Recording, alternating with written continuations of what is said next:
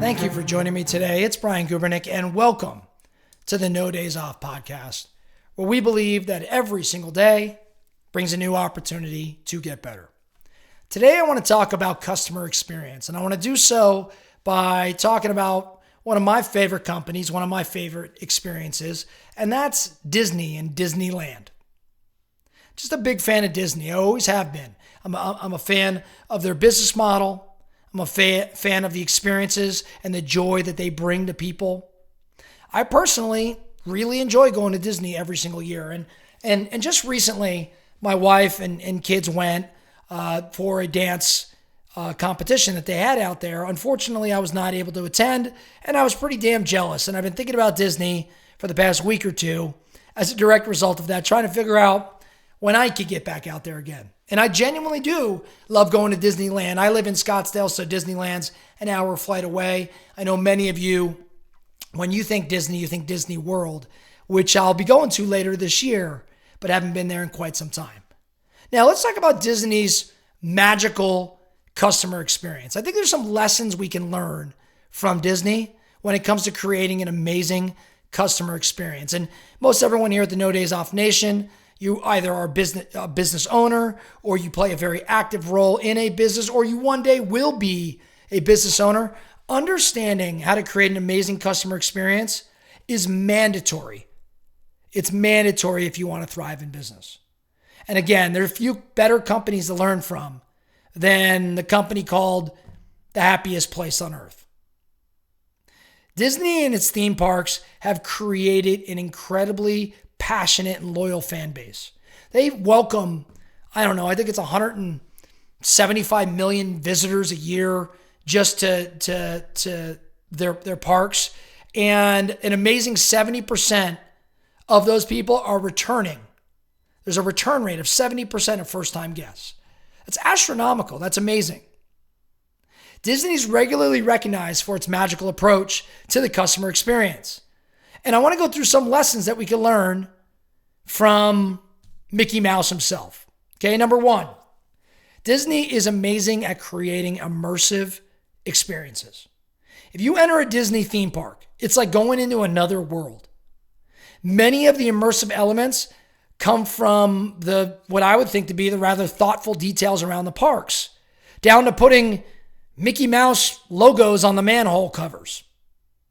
From the looks of the parks to the sounds to the service, every aspect of Disney is meticulously planned out. Disney World uses more than 15,000 speakers and all sorts of complex algorithms to play just ambient music at a constant volume throughout the park. This is done to create an insanely immersive experience. Disney Imagineers even invented the smellitizer machine.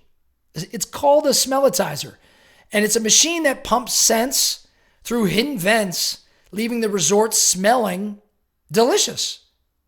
Main Street often smells like fresh popcorn. Some rides and attractions have scents that add to their own ambiance. Brands don't have to be in hospitality to think through the details of their customer interactions and how they can create intentional and immersive interactions. Just know that if you're selling a service or even a product, if you could create something more immersive, what might it mean to your customer? How might it separate you from the competition? Next, Disney involves every single employee. No matter if they're dressed as a character or selling souvenirs, every one of their employees is focused on the customer. On their first day of training, new employees learn that their primary goal, no matter their position, is to create happiness.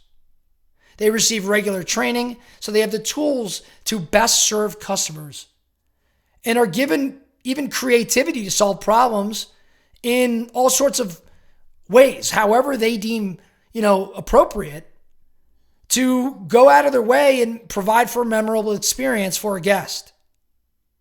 Employees at Disney are actually not allowed to say, "I don't know."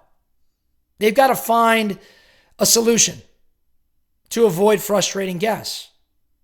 Now, within your company, are your employees able to say, I don't know? It's just an interesting thought. One of the largest companies in the world involves every employee, and their employees, their sole mission. Their sole mission is to create happiness. Next thing I noticed with Disney that we could all learn, taking out the trash. I know that sounds funny. Disney's approach to customer service can best be displayed in a simple item, which is the trash can. Disney trash cans, could be simple and they could be nondescript. But at Disney, they're not. They're colorful.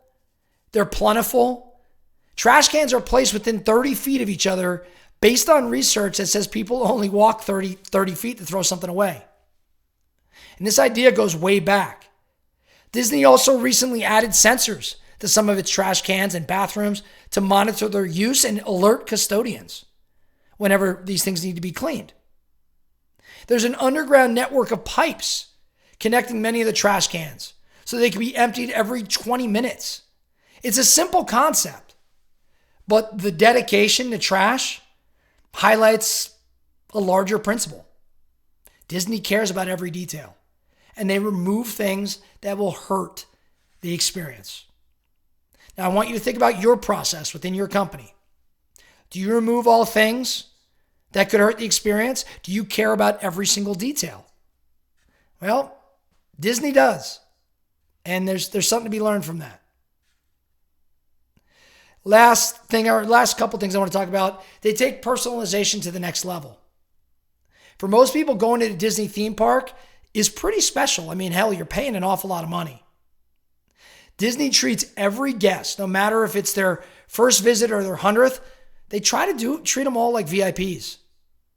Much of that just comes from understanding guests and personalizing the experience to meet their needs, and employees pay attention and ask guests about their visit, and they're encouraged, again, to create a one-of-a-kind sort of interaction. Disney collects massive amounts of data to understand guests as a whole and as individuals.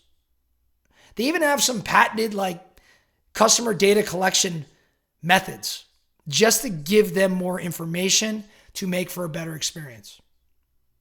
Last thing I want to mention with respect to Disney's experience, Disney realizes that most of its customers are accessing data on the go, so it leverages technology through apps and mobile experiences.